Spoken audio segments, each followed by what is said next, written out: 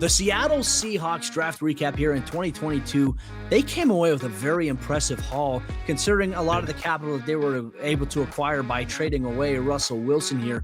Round one, pick number 9. They opened things up by taking Charles Cross, offensive tackle out of Mississippi State. And ironic enough, after Russell Wilson is gone, they finally decide to add an offensive Weird tackle how that works, isn't it? to the repertoire there. But then again, like they do need that because we talked about whether it's going to be Geno Smith or Drew Lock as the starting quarterback. You have to protect either one of these guys here. You have to keep them upright. And I think that's something that now the Seattle Seahawks are kind of embracing. But, there's everyone in Seattle saying, hey, we're not rebuilding. But it almost seems like that they're making moves towards, rebounding a little bit, maybe renovating, and maybe they'll rebuild here in 2022. But man, the draft haul that they were able to come away with here in 2022, I liked it initially. I thought it was an impressive haul.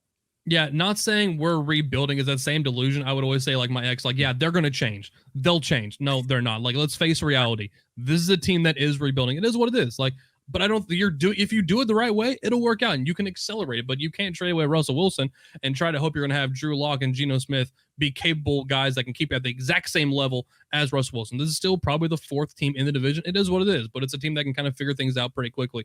I think the Charles Cross move, I think it's an interesting one. We saw a little bit of a run on these offensive players. I think Charles Cross fell just a little bit. He's still a good run blocker despite playing in Mike Leach's offense. So I think he's going to bring a little bit of versatility both sides. Like you said, these guys needed to address the offensive line after watching Russell Wilson get sacked 40 plus times a season. You had to do something, whether it's going to be Locke or Geno Smith this year or whatever quarterback it will be under center in 2023. They had to do something to address the offensive line, especially for a team. Look, if you're going to be trying to run the ball effectively, you need to have that offensive line so these guys aren't getting contact in the backfield constantly. Like I said, when you bring someone like a Kenneth Walker who can kind of make those exact same kind of moves, can make those runs happen, especially after contact, which is where he specialized, I think that's really going to come to play in here. But honestly, bringing someone like a Charles Cross to help solidify that offensive tackle, it was a much needed move, and I think they were glad that he felt him on that board.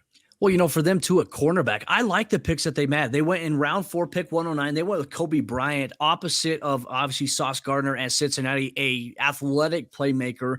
You bring him in to obviously replace your loss of Reed at the cornerback position in free agency. And then you go out in round 5, pick 153, and you get Tariq Woolen out of UTSA, who is a rasshole, relative athletic score, freak of nature, off the charts there. And I think that these are 2 good value pickups. Now, this is a defense in Seattle that is definitely trying to get better. They've been horrible the last couple of seasons, even with Bobby Wagner last season. So now Bobby Wagner leaves. He goes to the LA Rams of the division. I do like them adding Boye Mafe, edge rusher out of Minnesota, though. I think that he'll be they need to generate pressure addition there because I think you're going to get that interior pressure from Shelby Harris, who came over in the Russell Wilson trade with the Denver Broncos. I think Shelby Harris will be a very big impact player on that defensive line. Now you add Boye Mafe. I think he's going to get after quarterbacks. I mean, Seattle, I believe, was 26th or 27th in pressure generated last year. You need to do something coming out there.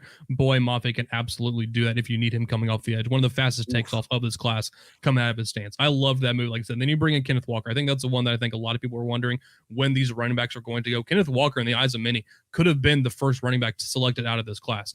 Best pure rusher, probably. Yeah, I would agree with that. And I think it's in a good spot because, honestly, look, Chris Carson's dealing with that neck injury they had last year, had to have surgery on, cost him the rest of last year. Then you have Rashad Penny, who last year for the last part of the season, it's the healthiest he's been since 2018. Yeah. So you're not really entirely sure what you're going to get out of these 2 guys, especially with Penny coming back on a 1-year deal. You've got your running back of the future in Kenneth Walker. I think you're in a great shape with him, and it kind of gives you a little of a security blanket. I don't know if he'll be the day one, like RB1. I can still see that being Penny. But if any one of these other running backs go down, it's opening the door for Kenneth Walker, and he's not shutting it behind him without him being that lead guy.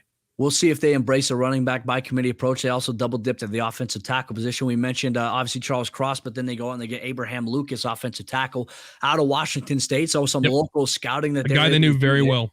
It doesn't hurt to do that. But then, at the end, they've double dipped several positions in the 2022 NFL draft. Round 7, pick 229, they get Bo Melton, a speedster wide receiver out of Rutgers.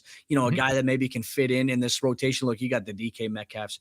You got the Tyler Lockett's. You're going to have a contribution from different guys. You're going to have Noah Fant at the tight end position now for the Seattle Seahawks. This was a pretty good draft, in my opinion, as an outsider looking in, Tommy, on the Seattle Seahawks draft. And if you're a Seahawks fan, if you're the 12th man, let us know your thoughts on the Seattle Seahawks 2022 NFL Draft Recap in the YouTube comment section. I will make sure you smash that like and that subscribe button so you don't miss out on any of the action here at Pro Football Network, the primary voice for pro football.